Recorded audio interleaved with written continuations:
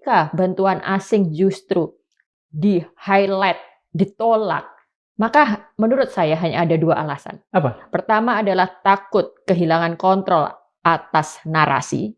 Karena kalau bantuan asing masuk kan kemudian mata dunia melihat. Dan yang kedua, tuntutan transparansi. Birokrasi negara terus mempersulit bantuan dari luar. Presiden lagi-lagi sengaja menggunakan itu. Menggunakan kata asing, menggunakan kata bantuan asing sebagai sesuatu yang harus dihindari, sebagai sesuatu yang sebuah kesempatan untuk membangun rasa nasionalisme yang jelas-jelas salah dan sempit. Banyak yang meninggal pasca bencana karena kelaparan. Lalu kita juga bisa berhitung berapa orang yang kehilangan tempat tinggal. Bisa jadi ribuan, jutaan bahkan gitu. Ini semuanya yang hendak ditutupi. Pak Prabowo kehilangan kapasitas seorang pemimpin dalam mengelola, dalam mengatasi bencana. Bahkan saya melihat beliau ini cenderung tidak mau melihat bencana itu. Apa yang terjadi di Sumatera ini memang juga membongkar banyak persoalan. Dan kepada pihak-pihak yang memang berada pada posisi-posisi kursi panas itu, ini bukan soal kebencian masyarakat secara personal, tapi memang inilah bentuk akuntabilitas yang sedang kami tuntut.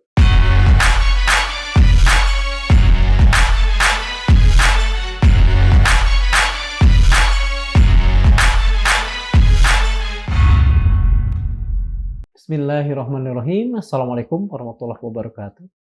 Sobat Madilo, segera setelah Presiden Prabowo bicara soal harga diri bangsa dalam kaitannya dengan bencana Sumatera, di sudut-sudut Aceh, bendera-bendera putih berkibar. Ini adalah satu pernyataan paling sunyi untuk teriakan dan mungkin saja kekesalan yang paling dalam. Mereka seolah menyerah, merasa kecewa karena negara ternyata begitu jauhnya. Di sisi lain, beberapa saat yang lalu kita menyaksikan di Kathmandu, Nepal, dan yang baru saja kita lihat di Sofia, Bulgaria, para Genji, para anak-anak muda turun ke jalan meneriakan kekecewaan mereka terhadap wakil rakyat, meneriakan kekecewaan mereka terhadap pemerintah. Kita tahu kemudian apa yang terjadi di sana. Kita ingin melihat bagaimana sebetulnya Genji di tanah air, terutama di Aceh, di Sumatera Barat, dan di Sumatera Utara, melihat kaitan antara masa depan mereka dengan bencana yang kini terjadi dan apa yang mereka rasakan sebagai perlakuan pemerintah, sikap pemerintah terhadap mereka. Untuk itu, Madilo kali ini menghadirkan Dr. Oki Madasari, seorang sosiolog yang banyak meneliti Genji. Beliau adalah lulusan dari National University of Singapore. Terima kasih, Mbak Oki. Terima kasih, Kang Darmawan. Apa yang bisa kita interpretasikan dari dikereknya bendera putih di berbagai sudut Aceh segera setelah Pak Prabowo? Per hari ini kita lihat bendera putih berkibar di banyak sudut Aceh sebagai ungkapan bahwa warga Aceh benar-benar butuh bantuan. Warga Aceh, bendera putih kan sebenarnya simbol dari menyerah. Nah, tapi menyerah ini bukan karena mereka kalah, bukan karena mereka tidak mampu, tapi memang mereka sedang menghadapi situasi bencana yang di luar kapasitas mereka. Mereka butuh bantuan. Mereka tidak bisa mengatasi kesulitan akibat bencana itu sendirian. Dan mereka mengibarkan bendera putih sebagai simbol bahwa bantuan harus segera hadir. Itu yang ingin dinyatakan lewat bendera itu.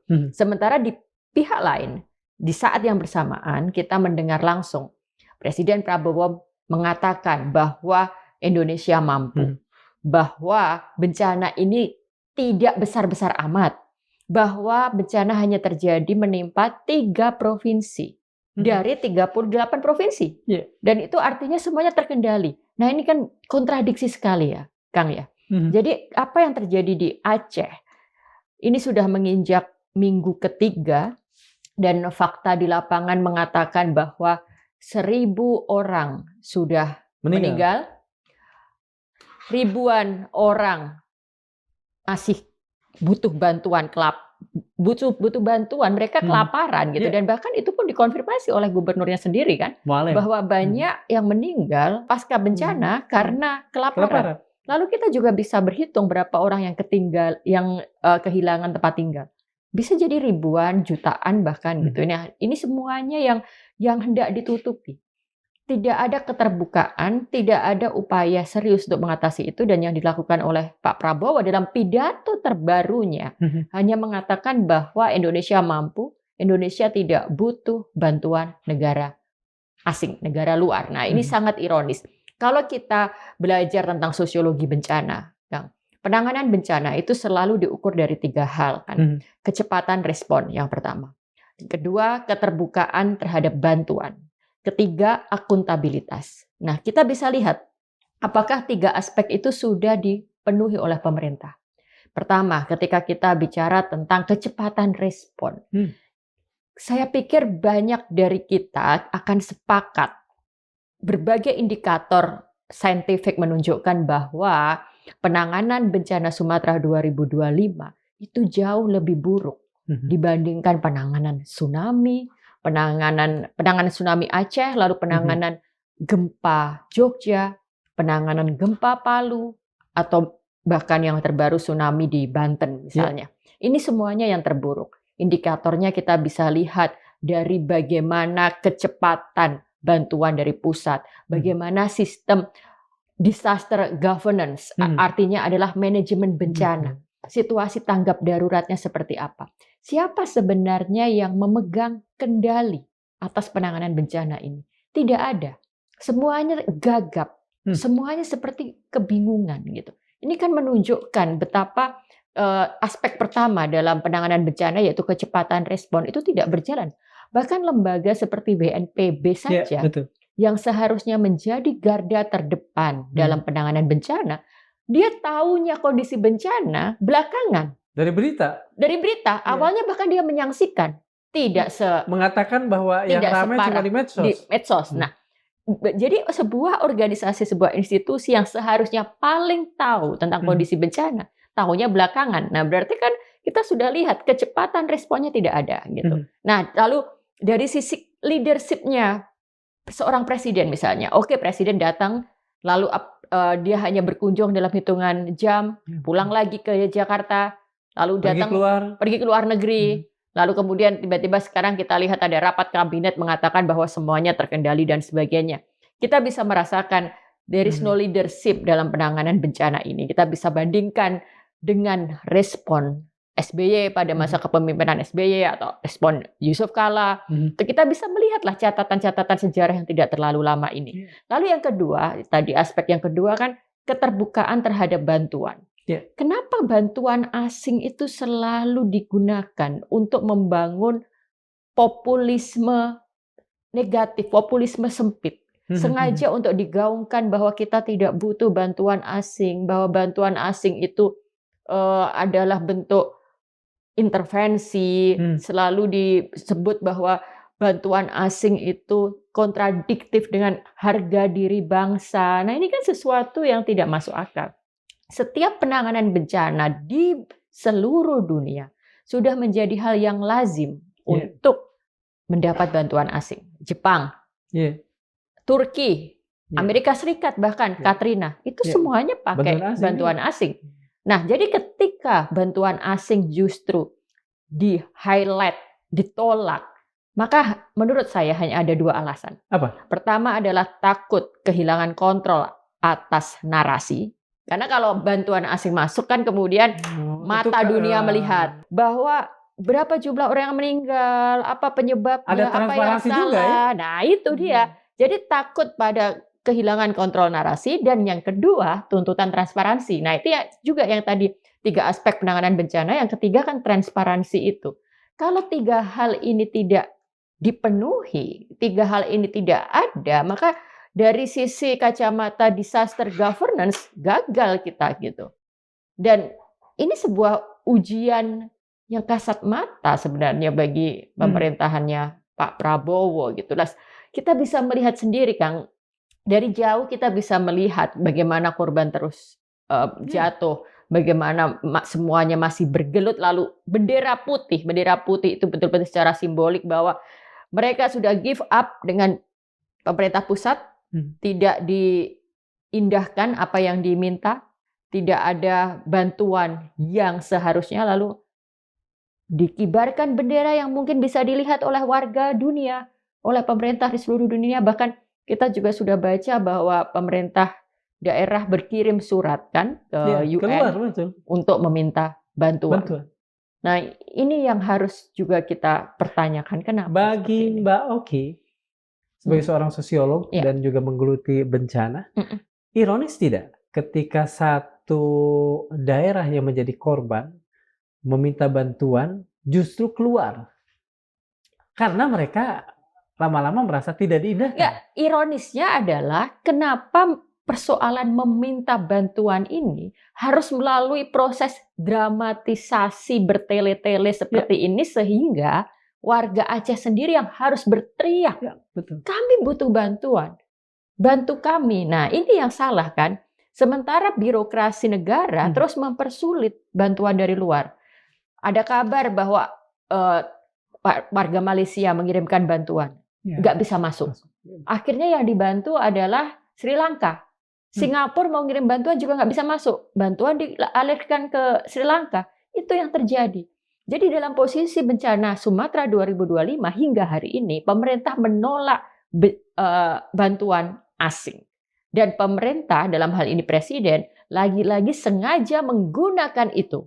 Menggunakan kata asing, menggunakan kata bantuan asing sebagai sesuatu yang harus dihindari, sebagai sesuatu yang sebuah kesempatan untuk membangun rasa nasionalisme yang jelas-jelas salah dan sempit gitu. Ironisnya ada di situ, bukan pada kenapa warga Aceh meminta bantuan, bahwa dalam sebuah peristiwa bencana itu ada bantuan asing, itu sudah sewajarnya gitu. Tsunami 2004, kalau nggak ada bantuan asing nggak mungkin bisa, Kang.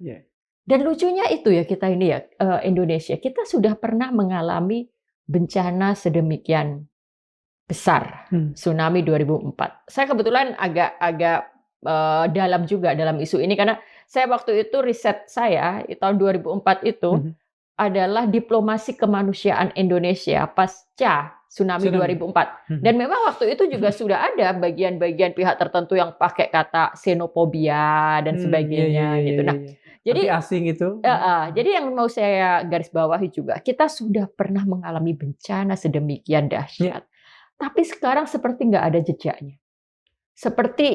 Dan pada saat itu kan kita dapat penghargaan juga ya. Dianggap ada best practice. Betul. Pada penanganan tsunami itu, kalau saya tidak salah. Nggak ada jejaknya kan? Kata early warning system, peringatan dini lah, apalah, itu semuanya hanya jargon semata, nggak ada jejaknya di tahun 2025 ini. Mana fungsi BMKG untuk memberikan peringatan dan sebagainya, itu nggak ada gitu. Jadi mitigasinya tidak berjalan. Ketika kemudian bencananya terjadi, manajemen bencananya lumpuh, gagap, tidak tahu apa yang harus dilakukan. Bahkan sekarang saya bisa tanya ke Kang Darmawan, siapa sebenarnya yang sedang take in charge, yang sedang memegang kontrol di sana atas bencana Sumatera itu? Kalau dari pemberitaan saya juga tidak menemukan itu dengan pasti. Nggak ada kan? Nggak ada. Jadi kita juga nggak bisa punya sense bahwa beda ketika BRR ada Kuntoro. Jelas Kuntoro. Ya. Nah, sekarang tidak ada kan? Nah, lalu kita juga melihat ketika presiden datang ke sana gitu kan. Presiden tidak dalam kapasitas memegang kontrol apa yang harus dilakukan. Dia hanya visit, ketemu beberapa orang yang sudah dipersiapkan di tempat acara. Nah, ini juga pertanyaan besar terhadap kepemimpinan.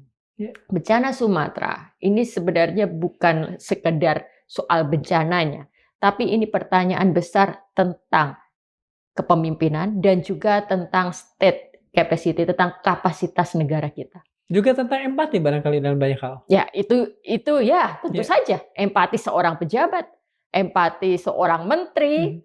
Apakah menteri yang ngangkat-ngangkat karung itu menunjukkan empati? Kan? Enggak, justru itu menunjukkan bagaimana kebebalan sikap dia gitu. Nah, dalam hal ini ketika kita bicara tentang leadership ya, tentang kepemimpinan gitu. Memang kita sebenarnya juga tidak menginginkan bencana seperti ini Ya, pasti. jelas terjadi, Ya. enggak. Tapi ketika ini kemudian terjadi di bawah kepemimpinan Pak Prabowo, gitu, ya kepada siapa lagi kita bisa mempertanyakan ini kan, gitu. Ya. Kita bisa membandingkan apa yang dilakukan Presiden saat ini dengan apa yang dilakukan SBY ketika gempa Jogja terjadi, langsung ke Jogja. Bahkan bikin semacam kantor darurat kalau saya tidak salah. Iya, saya waktu itu ikut itu dalam hari-hari Pak SBY di Jogja itu, saya meliput juga gitu. Jadi kebetulan memang saya dalam beberapa peristiwa bencana itu saya ada dan melihat gitu. Nah, di sini kita melihat Pak Prabowo kehilangan kapasitas seorang pemimpin dalam mengelola, dalam mengatasi bencana. Bahkan saya melihat beliau ini cenderung tidak mau melihat bencana itu, gitu. Nggak mau melihat apa yang sedang terjadi di Aceh itu, gitu. Jadi kunjungan singkat dia di Aceh itu hanya bertemu dengan pihak-pihak yang memang sudah dipersiapkan, bukan dalam konteks mau melihat the real, bagaimana dampaknya, lalu memikirkan apa yang harus dilakukan, gitu. Jadi saya masih berharap gitu kan, seorang tentara, Pak Prabowo kan seorang tentara, yang seharusnya biasa di medan perang, cergas ya. Nah, di lapangan harus kerja di lapangan kan, jadi medan bencana itu kan sesuatu yang harusnya akrab bagi seorang tentara. Tapi ini kita menunjukkan ada sense bahwa beliau tidak mau melihat itu, tidak mau melihat realita itu, gitu. Jadi malah ditutupin, gitu. Apakah ketika sikap anti bantuan asing itu kita lihat, kita bisakah kemudian mencoba, meskipun mungkin agak tidak relevan, mengaitkannya dengan ucapan seorang pemimpin besar di masa lalu? Go to hell with your aid.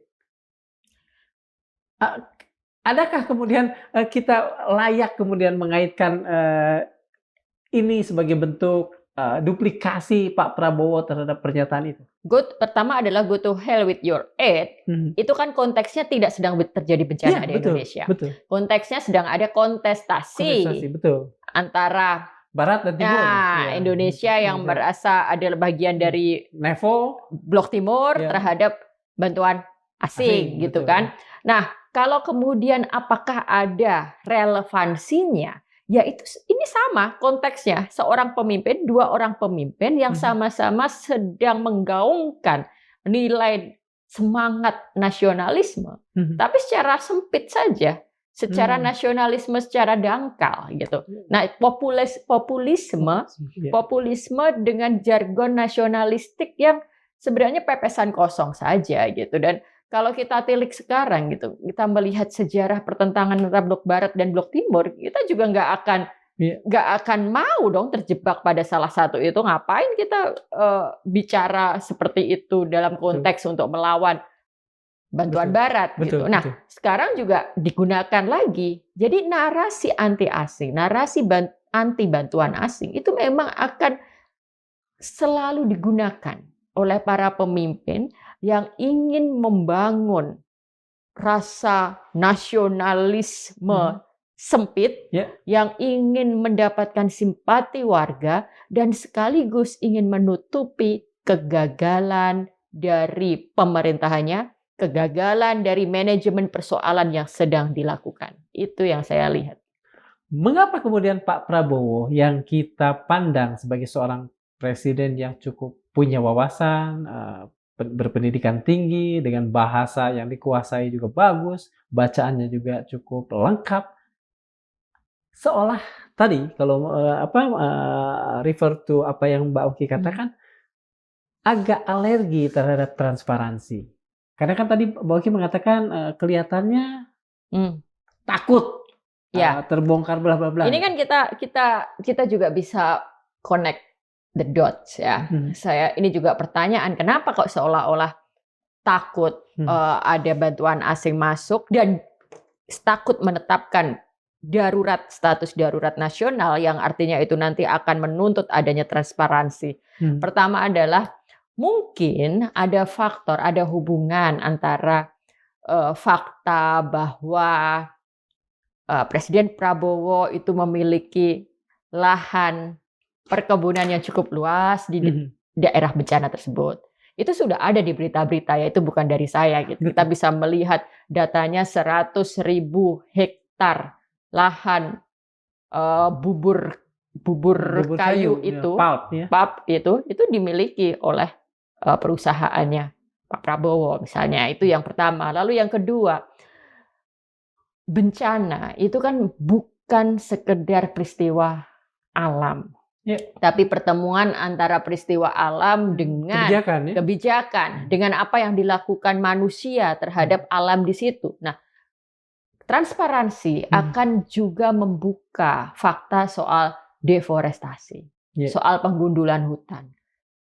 Kita sudah lihat itu cover depannya Kompas yang cukup menarik perhatian, di mana dia membandingkan antara Sumatera awal tahun 90-an dengan Sumatera tahun 2025. Lahan yang semula masih hijau, artinya hutan rimba, sekarang sudah warnanya kuning semua, yang artinya sudah didominasi oleh kelapa sawit.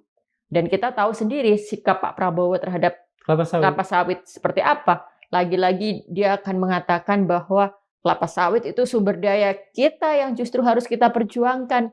Kelapa sawit itu adalah bentuk kemandirian ekonomi kita dan jangan mau didikte asing, kan selalu gitu narasinya kan. Jadi kritik terhadap kelapa sawit itu selalu dikatakan sebagai bagian dari narasi asing. Untuk itu. Nah, lalu ada lagi pernyataan yang mengatakan kelapa sawit kan juga pohon.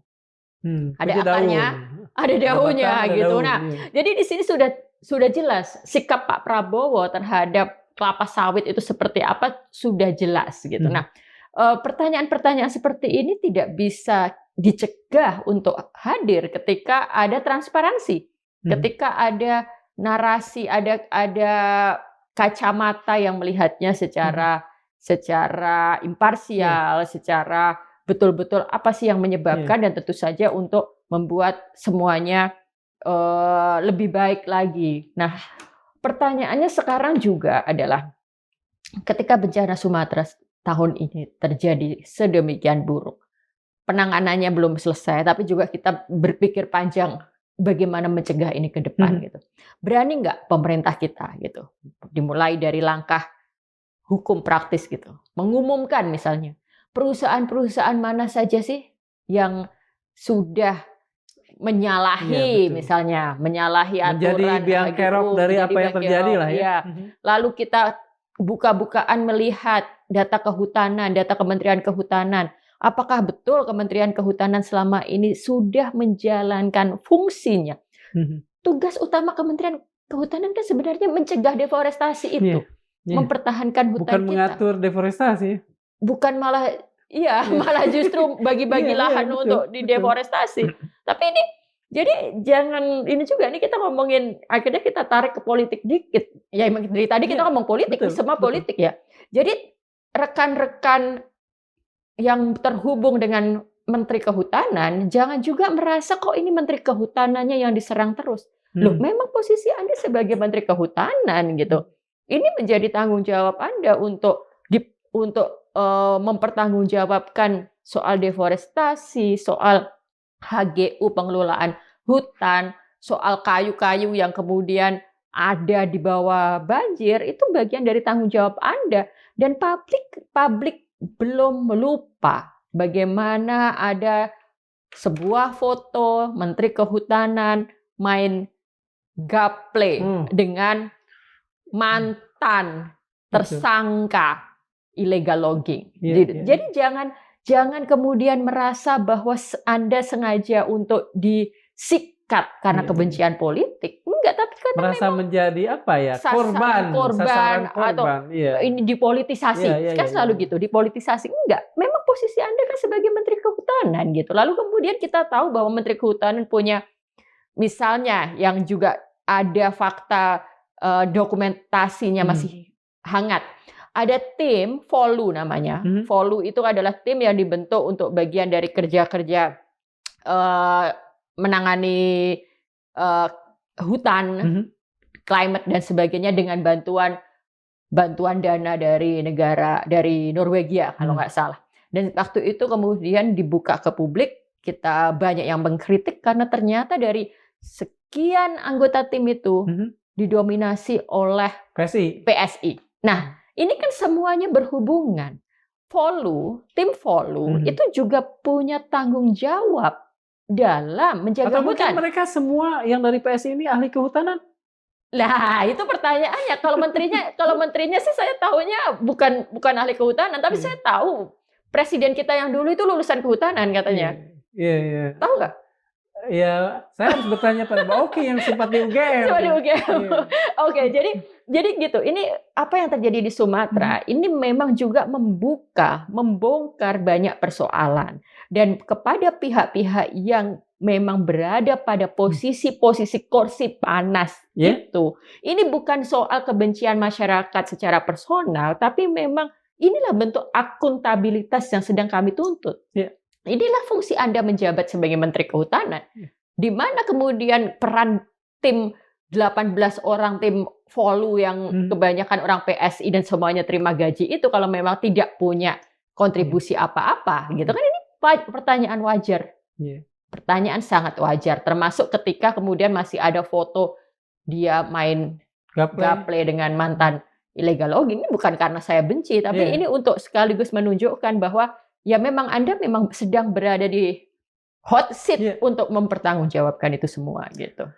Ini kalau kita kembali pada Pak Prabowo, pada Presiden Prabowo, beliau kan menurut saya adalah seorang yang berpikir jauh ke depan. Apalagi ketika di tahun-tahun itu beliau mengangkat satu novel Ghost Fleet bahwa di tahun 2030 Indonesia bla bla bla ya. Tapi ketika sekarang ada kesan nasionalisme yang ingin beliau tegakkan itu agak cenderung chauvinistik, kemudian ada kecenderungan anti transparansi. Ini sebetulnya bagaimana ketika dihadapkan dengan kepercayaan publik bahwa beliau adalah orang yang jauh lebih baik dari presiden sebelumnya?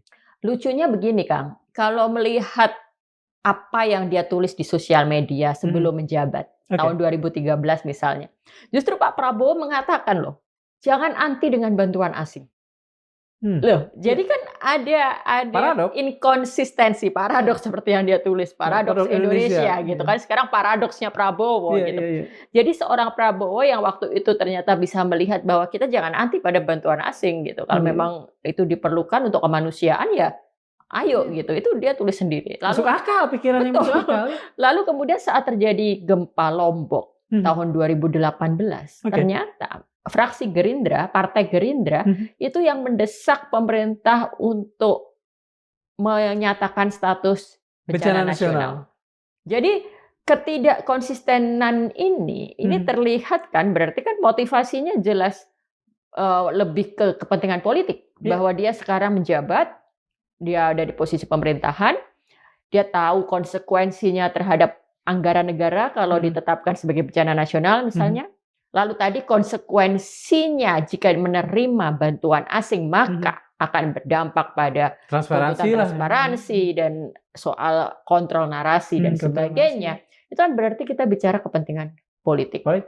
Kita sedang bukan berbicara bahwa dia orang yang mulia atau orang yang lebih baik, tapi murni bahwa memang di sini sebagai seorang pemimpin dia menempatkan kepentingan elit, kepentingan untuk mengamankan politik interest itu lebih tinggi dibanding nyawa manusia, dibanding nilai kemanusiaan itu. Mbak, di masa lalu, ya mungkin sebetulnya tidak founding father banget ya, paling tidak di masa tahun 50-an pun para politisi itu selalu membaktikan aktivitas politiknya pada kemanusiaan. Mengapa kemudian di saat-saat ini kita melihat prioritasnya selalu politik dulu dan kemanusiaan barangkali menjadi nomor kesekian? Kita lihat dari soal bencana, terlihat dari sikap pemerintah dalam persoalan bencana Sumatera ini. Cuma 3 provinsi. Iya. Padahal dulu di tsunami cuma 8 kabupaten, sekarang 50 kabupaten.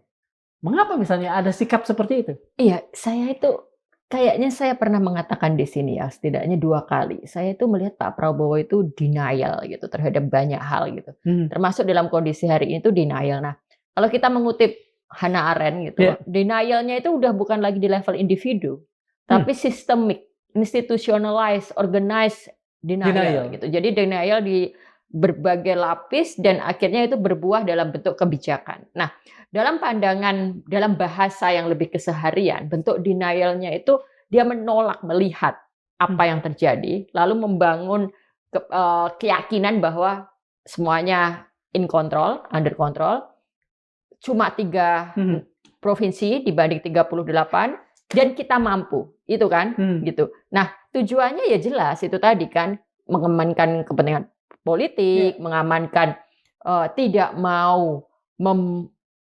mengalokasikan anggaran negara yang semestinya dalam penanganan bencana ini. Dan kenapa gitu? Karena lagi-lagi ini kalkulasi politik kan. Mungkin nggak mau program MBG-nya terganggu, mungkin memang duitnya nggak ada karena prioritas anggaran yang salah.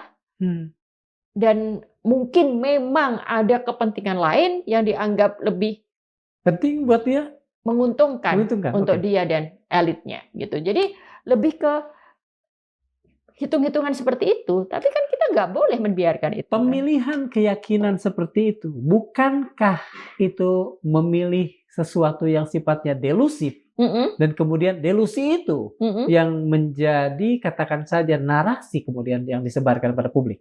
Iya, memang itu yang sedang dilakukan.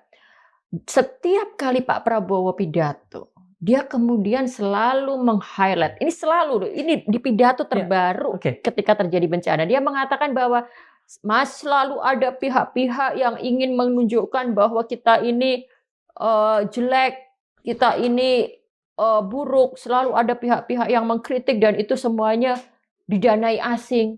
Jadi yang dia maksud asing itu siapa? Apakah ada? Pak Prabowo selalu mengulang-ulang kata pihak asing, didanai asing, untuk meng-counter kritik terhadap kinerja, untuk meng-counter kritik kebijakan. Padahal siapa coba yang sedang melobi Trump untuk bisa dipertemukan dengan anaknya Trump? Nonton kan? Nonton. Siapa yang kita nggak tahu apakah sengaja dibesarin atau enggak itu ya? Nah, itu dia. Nah, jadi ketika selalu dikatakan bahwa ini kekuatan asing, ini antek asing, ini dana asing loh. Pak yang sedang berhubungan dengan pihak asing, yang bahkan sedang meninggalkan Indonesia di saat terjadi bencana untuk pergi ke negara asing, adalah presiden sendiri gitu loh. Yang punya akses yang waktu akhir Agustus terjadi demonstrasi besar sebagai runtutan Afan terlindas dalam situasi Indonesia yang masih tidak menentu. Yang dilakukan Prabowo adalah memerintahkan agar keamanan diperketat, lebih tegas, tapi kemudian Pak Prabowo pergi untuk bisa bertemu dengan Putin, Xi Jinping, dan Kim Jong-un.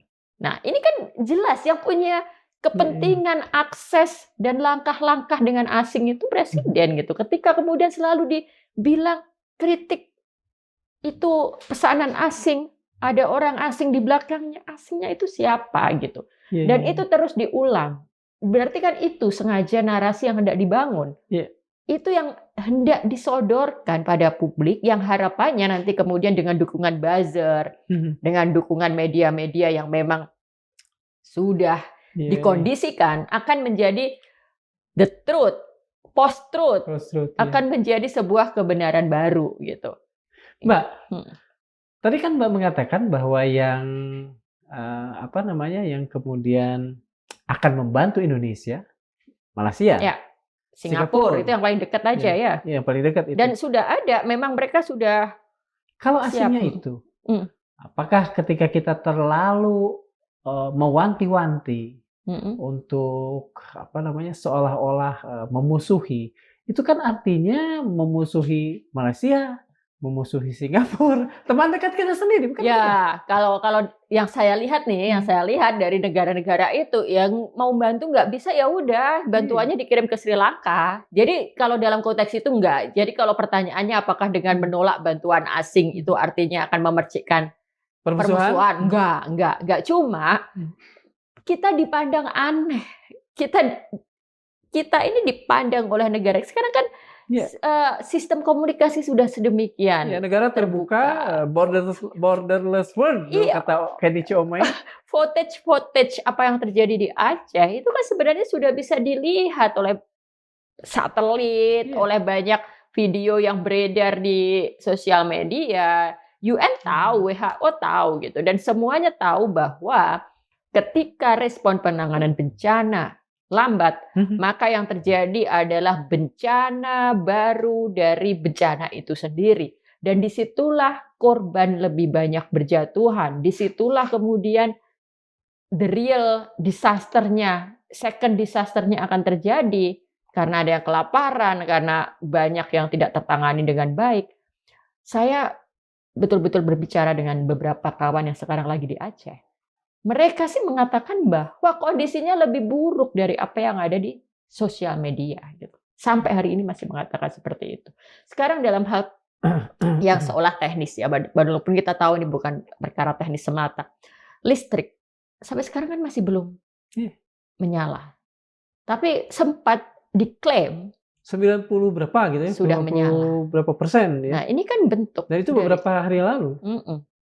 Jadi betul-betul bencana Sumatera ini membongkar kapasitas negara kita, kapasitas kepemimpinan kita, betapa carut-marutnya dan betapa tidak berdayanya. Gitu. Oke. Kalau tadi kita bicara soal eksekutif, tetapi kan kita ini sebetulnya punya wakil-wakil rakyat di DP, apa namanya, DPA, DPP, apa? DPR, Dewan Perwakilan Daerah, DPD, Dewan Perwakilan Daerah, DPD, dan di DPR. Mereka adalah wakil-wakil kita yang saya tidak tahu apakah karena saya tidak terlalu banyak mencari atau karena saya tidak banyak berlangganan media, saya belum menemukan satu pernyataan yang cukup simpati dari kedua ini. Kecuali satu hal, Ketua DPD mengaminkan apa yang dikatakan Pak Prabowo soal harga diri itu. Iya, setuju Kang. Ini pertanyaan besar kita ya, kalau kita bicara tentang sistem kenegaraan kita, di mana seharusnya DPR dan DPD itu posisinya harus selalu menjadi perwakilan rakyat, memperjuangkan suara rakyat sehingga bisa menjadi kebijakan eksekutif. Ini sudah terjadi bencana seperti ini saja, tidak kita dengar keberpihakan dari para senator, para anggota dewan dari Sumatera, khususnya ya dari Sumatera Barat, Sumatera Utara, atau dari Aceh. Kita tidak melihat, kita tidak mendengar langsung betul-betul keberpihakan mereka. Paling yang hanya ditunjukkan kan sesuatu tindakan yang sifatnya adalah pencitra virtue signaling. Itu artinya adalah untuk menunjukkan gue orang baik. Tapi itu kan artinya dalam kapasitas individu. Datang ke Aceh, datang ke Sumatera Barat, bagi bantuan. Datang ke Aceh, beli bantuan, pakai rompi. Difoto sambil pose. Lalu ya itu pengangkut karung si menterinya itu kan yang tampak seperti itu. Tapi kita tidak melihat mereka memperjuangkan kebijakan dalam mengatasi bencana ini. Diam aja, silent. Satu-satunya yang kita dengar suara kan suara dari Gubernur Aceh itu kan. Gubernurnya sendiri yang memang bersuara. Itu artinya sebetulnya masih suara dari korban kan kalau gubernur. Ya, Gubernur Aceh ini kan sedang berada pada situasi dia tidak berdaya. Dia merasa tidak mampu lagi menangani. Makanya dia butuh bantuan, itu dia. Dan dia dibiarkan sendiri ya? Ya, dia nangis sampai dia Iya, nangis. betul. Dan dia melihat Gubernur Aceh adalah seorang gubernur yang mengalami tsunami Iya. 2004 lalu mengalami lagi apa yang terjadi hari ini. Jadi dia tahu sendiri betapa dahsyatnya apa yang dia alami. Dan kita tahu dengan kondisi seperti itu, Gubernur Aceh sudah menunjukkan dia butuh bantuan, dia tidak berdaya, dia menyuarakan suara rakyatnya, dia sampai bilang bahwa banyak korban meninggal karena lapar. Itu kan berarti statement yang betul-betul mewakili kondisi di lapangan. Seorang gubernur mengatakan itu kan berarti sudah menggambarkan betapa buruknya kondisi yang terjadi. Mbak Oki, Gen Z di Bulgaria, Gen Z di Nepal, kita tahu ketika mereka merasa dikecewakan, mereka melakukan sesuatu. Iya. Dan sesuatu itu kemudian seperti yang kita lihat. Ya. Apakah ada kemungkinan Gen Z di Indonesia juga dalam konteks kekecewaan mereka tidak hanya kepada eksekutif, tetapi justru pada legislatif yang mereka pilih? Akankah ada katakan atau sudah mulai muncul kecambah ataupun apapun namanya yang Mbak Oki lihat sebagai orang yang banyak meneliti mereka? Gini ya, pertama kita lihat dari yang aspek positif dulu.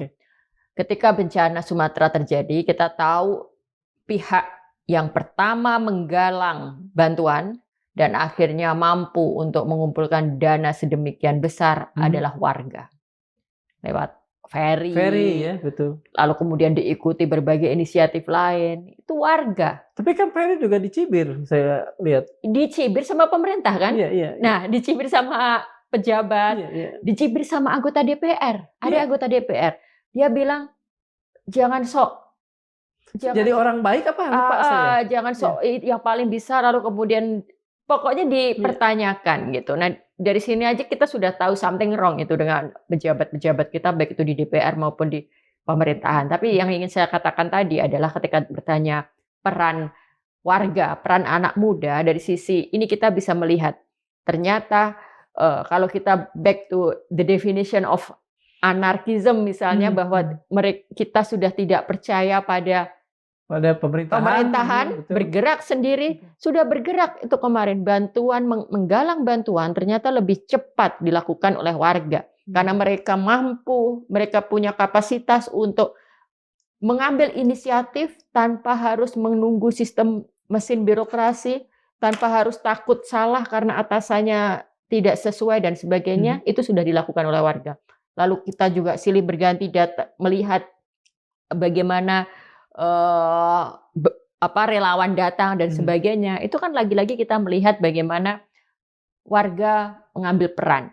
Dan kita juga bisa tahu bahwa ternyata kita tidak lagi hidup di era di mana pemerintah satu-satunya pihak yang akan menjadi penyelamat kita. Walaupun seharusnya demikian, seharusnya memang pemerintah yang punya tanggung jawab terbesar dong gitu. Nah, tapi di sisi lain bersamaan dengan itu, ketika kita tahu bahwa semakin banyak inisiatif dilakukan oleh warga, semakin kita melihat disfungsinya birokrasi, disfungsinya pemerintah dan elit. Disitulah kemudian kepercayaan publik terhadap pemerintah itu semakin merosot, dan lebih dari itu, legitimasi sekaligus rasa membutuhkan terhadap pemerintah itu kian terkikis. Nah, karena ini konteksnya terjadi di Aceh kan, tahu nggak salah satu suara yang menurut saya paling keras yang muncul di sosial media belakangan ini adalah, sudahlah habis ini Aceh merdeka saja.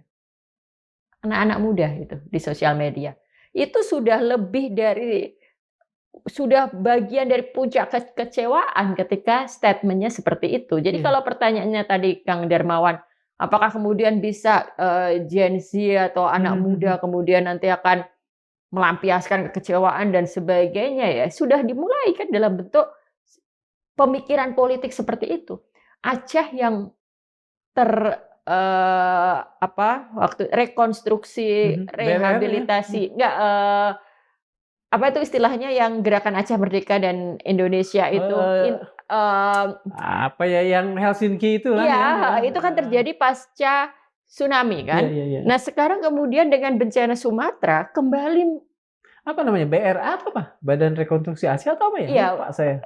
intinya adalah, Iya iya. integrasi itu kan. Mmm, Nah, lalu sekarang dengan bencana Sumatera, muncul lagi suara-suara seperti itu ya. Itu kan ekspresi kekecewaan, ekspresi kemarahan. Nah, mhm, kalau itu kemudian dijahit mhm, dengan kekecewaan-kekecewaan di berbagai daerah, mhm, ya apapun bisa terjadi gitu. Dan ini uniknya gini Kang, kita duduk di meja ini sepanjang 2025 Kang, mhm. ada bendera One Piece. Ya, Lalu sekarang kita bicara bendera bendera putih. putih gitu loh. Ini bukan kebetulan dan bukan sekedar sekedar bendera gitu, tapi kita tahu bahwa di sepanjang 2025 yang merupakan tahun pertama dari pemerintahan Pak Prabowo, gelombang kekecewaan, simbol-simbol ekspresi delegitimasi Mhm mhm mhm. dan kefrustrasian warga terhadap pemerintah itu terus terjadi gitu. Oke. Dan bencana ini hanya kemudian semakin mengerucutkan aja, meruncingkan kembali rasa kemarahan itu kan gitu. Kalau kita bisa mengatakan bahwa, bantuan yang digalang oleh anak muda untuk, Sumatera, terutama Aceh ini adalah bentuk perlawanan terhadap keabaian, atau lambatnya Ya, pemerintah, dan itu bisa kita sebut sebagai anarki, maka anarkismelah bisa kita katakan yang membantu korban-korban bencana Sumatera kemarin. iya, tapi kan kalau kita pakai istilah itu dengan kondisi di mana banyak warga kita salah memahami anarkisme dan polisi masih terus saja mengkambing hitamkan anarkisme, Mhm. Meskipun salah. ya salah Iya gitu. iya iya. Jadi mereka selalu mengasosiasikan Ada anarkismenya, vandalisme dianggap anarkisme gitu kan iya sering gitu. kita lihat. Jadi ada orang melakukan kritik sedikit atau nih anak muda nih kita tangkap aja, Anarki. dituduhnya anarki gitu. Mhm. Jadi masalahnya itu repotnya Kang, kita Iya pakai teori yang benar gitu kan, kita iya mencoba melihat itu secara lebih mendalam, iya. filosofis, tapi kemudian istilahnya sudah Oke. dibelokkan gitu. Udah jadi Jadi peyoratif ya iya, jadi warnanya ya. ya kita katakanlah bahwa itu adalah bentuk ketidakpercayaan pada negara Negara. dan bentuk kekecewaan atas, Mhm. ketidakmampuan negara dalam bersikap cepat. Jadi kita tidak bisa mengatakan karena akan apa namanya, berkonsekuensi buruk kalau kita mengatakan bahwa good anarchism yang membantu korban-korban Sumatera kemarin. Sesungguhnya iya, tapi ini makanya sekaligus edukasi bahwa itu anarkisme tidak sama dengan orang Vandalisme. yang Mhm. membakar-bakar Iya gedung, iya tidak iya. sama dengan merusak-rusak dan Betul. tidak seharusnya kemudian kata anarki digunakan untuk menangkap orang. Karena anarki yang betul itu ketika warga negara ternyata bisa Bisa. mengambil inisiatif, memimpin, Mhm meregulasi mhm. tanpa pemerintah. Mhm. Katakan saja itu sebuah benih.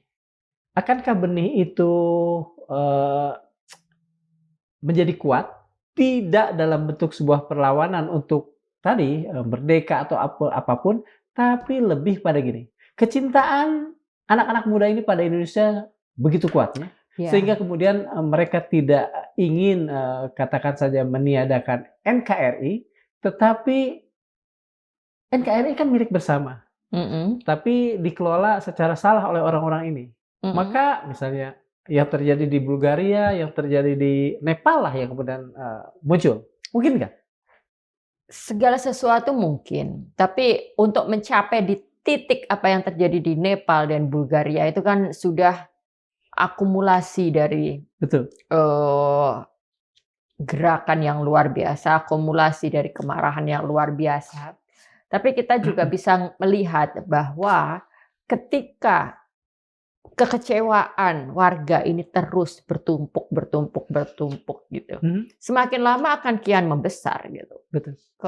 Kefrustrasian, kemarahan itu akan semakin membesar gitu. Ya ini yang harus segera diantisipasi, jangan kemudian malah menambah besar lagi gitu. Jadi saya tidak duduk di sini untuk kemudian sekedar membakar teman-teman Gen Z, ayo kita marah turun ke jalan, tapi saya sekaligus juga mau mengingatkan kepada para elit, para pembuat kebijakan, anggota DPR dan sebagainya itu, bahwa kemarahan ini jangan dibiarkan, jangan malah ditambahi gitu. Dan saya melihat saja gitu, terus terang saja pidato terbaru Pak Prabowo itu semakin menyulut kemarahan di tengah kekecewaan terhadap penanganan bencana Sumatera. Jadi ketika kita sendiri bisa melihat lambatnya respon, buruknya penanganan, gagapnya pemerintah dalam memanage bencana. Lalu kemudian tanggal 15 Desember gitu kan masih bisa menyampaikan pidato yang justru pertama adalah tidak mengakui realitas bencana, denial, mengecilkan dengan mengatakan bahwa ini cuma 3 provinsi di antara 38, lalu lagi-lagi menuduh orang-orang yang mengkritik itu merupakan bagian dari suara asing, titipan asing. Itu kan bikin kesel kan. Yang saya sendiri kesel Pak Prabowo. Saya kemarin sampai bikin puisi itu, saya mungkin agak saking keselnya puisi saya cukup vulgar kan, karena ada kata-kata di Sumatera kita melihat seorang presiden bersembunyi di balik punggung asisten pribadi sambil mengelus-ngelus meong kesayangan, pidato tanpa henti yaping-yaping sana sini. Itu bentuk kefrustrasian saya. Dalam situasi bencana kemarin, kata-kata bersembunyi di balik punggung asisten pribadi itu seolah-olah metafora, memang metafora itu. Tapi itu metafora yang lahir dari realita, bagaimana dia seperti tidak mau melihat apa yang ada di lapangan, tidak mau melihat realitas. Dan mungkin saya sampai hari ini tidak percaya bahwa Pak Prabowo tidak tahu. Saya yakin Pak Prabowo tahu, tapi kemudian ada orang-orang di sekitarnya yang lagi-lagi tuh memberi input yang salah misalnya, atau sudahlah Pak, nggak penting atau nggak, tapi Pak Prabowo punya akses pada informasi dan Anda nggak bisa selamanya bersembunyi di balik punggung asisten dan sebagai pribadi. Seorang pemimpin tertinggi dia kan bisa maksa. Ya, artinya saya ingin diturunkan ke daerah paling apa gitu kan. Iya, dan tanpa itu pun informasinya kan tahu kan gitu. Jadi saya masih tidak percaya bahwa Pak Prabowo itu tidak punya akses pada informasi. Buktinya Pak Prabowo nonton podcast. Pak Prabowo tahu ada orang mengkritik, mengatakan beliau otoriter dan sebagainya. Tahu di Pak Prabowo itu. Dan saya juga tahu Pak Prabowo masih baca koran gitu kan. Jadi ya show your leadership lah. Dengan gitu. Segala apa yang beliau lakukan dan kemudian itu memantik kekecewaan yang mungkin saja tidak hanya ada pada Mbak Oki. Apakah semua itu sudah kasib atau masih ada peluang beliau untuk kembali ke track yang benar? Ini kalau saya paling nggak suka mengatakan sesuatu sudah tidak ada harapan gitu, karena ya kalau sesuatu sudah nggak ada harapan, betul. Iya sudah gitu kan, nggak ada gunanya kita bahkan bicara ini gitu. Jadi the moment kita masih membicarakan ini, sebenarnya kita masih punya harapan gitu. Jadi ini tahun pertama dan Pak SBY itu mengalami tsunami Aceh di tahun pertama, di bulan-bulan pertama pemerintahannya gitu. Dan ketika Pak SBY akhirnya bisa survive dan bisa menunjukkan leadership-nya, bisa menunjukkan kapasitasnya sebagai seorang pemimpin di situ, dia survive gitu kan sebagai pemimpin. Dan ketika kemudian terjadi lagi gempa Jogja, sudah tahu gitu apa yang harus dilakukan gitu. Nah, jadi kita hanya bisa berharap Pak Prabowo betul-betul take it this disaster seriously gitu, menutupi fakta yang terjadi tidak akan membantu apa-apa kita dalam krisis bencana hari ini. Justru ini akan menjadikan pemimpin bagian dari krisis itu sendiri gitu. Jadi pertama adalah kita harus memang terbuka.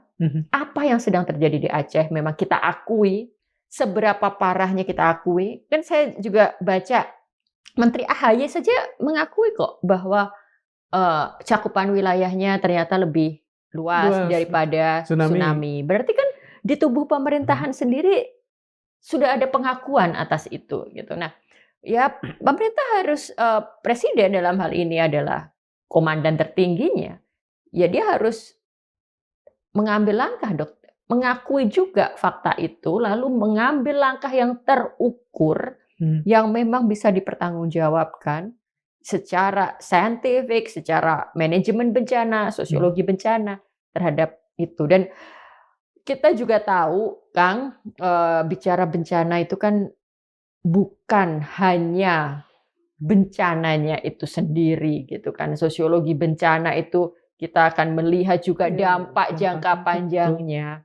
Ini kita akan melihat betapa banyak juga kebutuhan anggaran untuk memulihkan Aceh di masa-masa selanjutnya. Nah, belum bicara pemulihan trauma masyarakat Acehnya, rekonsiliasi kembali dengan pihak-pihak yang dalam 2 minggu ini sudah mungkin putus harapan dengan pemerintah. Nah, ini kan juga butuh langkah yang serius gitu. Jadi harus segera dilakukan Pak Prabowo kalau mau mendapatkan kalau kepercayaan. langkah pertamanya sebagaimana kita nilai hari ini adalah langkah yang katakan ya salah.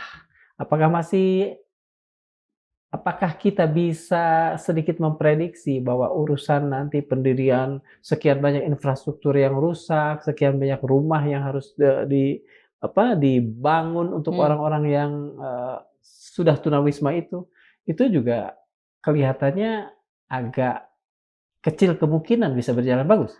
Ya, itu kan sesuatu yang sebenarnya bisa dihitung dan sesuatu yang harus dihitung berdasarkan fakta kan. Kalau kita mau membangun kan kita harus tahu dulu berapa rumah yang hilang.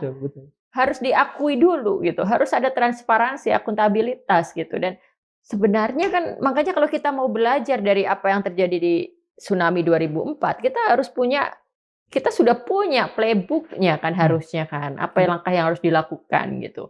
Jadi kalau ini tidak segera diatasi, pertama adalah transparansi atas apa yang terjadi di Aceh. Yang kedua, kalau memang kondisinya kita akui tidak mungkin bisa diatasi Indonesia sendiri hari ini. Kita buka terhadap bantuan asing. Lalu dari situlah kemudian kita bisa bicara tentang rekonstruksi kembali, rehabilitasi kembali, apa yang terjadi, berapa bangunan yang harus dibangun, infrastrukturnya dan sebagainya. Nah, itu kan setelah tahapan itu. Gitu. Kalau enggak ya kita bahkan tidak tahu sekarang kita berada di tahapan yang mana. Tidak ada satu otoritas yang bisa memberikan penjelasan atas apa yang terjadi dan apa langkah yang sedang dilakukan oleh pemerintah. Nggak ada kan sekarang ini kan gitu. Jadi sebetulnya membuka diri untuk bantuan asing dalam konteks Aceh, Sumbar, dan Sumut dengan segala kerusakan yang dahsyat yang kembali terjadi, is a must. Ya memang kita butuh. Dalam konteks ini kita tidak mampu gitu. Itu yang harus diakui. Jangan bilang bahwa kita mampu hanya 3 provinsi di antara 38 provinsi. Nah, ini loh Pak Prabowo, sikap Bapak yang seperti ini yang menimbulkan kekecewaan, kemarahan, dan kefrustrasian warga. Jika Bapak ingin mendapat dukungan, segera ubah sikap ini dan mari kita segera tunjukkan leadership yang sebenarnya lah dalam mengatasi. Karena dalam banyak hal orang kita pemaaf kan. Apapun yang kemarin dilakukan salah ya wajar lah, namanya juga manusia gitu ya. Ke depan Ayo. Ya oke. Ya kalau memang itu yang memang bisa Iya. dimanfaatkan oleh seorang pemimpin, ya this is your chance Iya, kan, betul. gitu. Iya. Oke. Ya, terima kasih Terima Mbak Oki. kasih Kang Darmawan sudah mengangkat isu ini. Agak apa namanya ya, bukan agak, sebetulnya kita sangat sangat prihatin. Sangat prihatin. Mudah-mudahan ada perubahan sikap Iya, yang signifikan yang kembali mengubah iya, nasib betul. teman-teman di sana menjadi lebih Ya baik. doa terbaik kita, Kang, untuk Sama. teman-teman di Sumatera ya, Iya. Kang. Ya. Terima kasih. Sobat Madilog, pengibaran bendera putih di Aceh bukan sekadar simbol keputusasaan. Ia adalah bahasa politik paling sunyi ketika kata-kata tak lagi didengar, ketika prosedur terasa dingin, ketika martabat rakyat lebih dulu tenggelam sebelum bantuan tiba. Di hadapan bendera putih itu, negara diuji bukan oleh kekuatan militernya, melainkan oleh kemampuannya merendahkan ego, berani berkata, kami butuh bantuan demi menyelamatkan nyawa. Hannah Arendt pernah mengingatkan, the most radical revolutionary will become a conservative the day after the revolution. Revolusi kekuasaan tanpa revolusi nurani akan selalu berakhir pada pembelaan diri, bukan pembelaan korban. Ketika harga diri bangsa dalam tanda petik dijadikan tameng untuk menutup pintu solidaritas kemanusiaan, disitulah kekuasaan berubah menjadi konservator penderitaan. Dan Imam Ali bin Abi Thalib karramallahu wajhah memberi garis batas yang tak bisa ditawar. Keadilan sosial bukanlah kemurahan hati penguasa. Ia sejatinya adalah hak orang yang lemah. Madilog mengajarkan kita berpikir jernih. Jika negara merasa tersinggung oleh bantuan, tetapi tak merasa tersinggung oleh penderitaan rakyatnya sendiri, maka yang sedang sakit bukan bangsa ini, melainkan akal sehat kekuasaan. Di titik itu, bertanya bukan lagi pilihan. Ia sudah menjadi kewajiban moral. Terima kasih sudah memirsa. Assalamualaikum warahmatullahi wabarakatuh. Waalaikumsalam. Terima kasih, Kang. Sama-sama.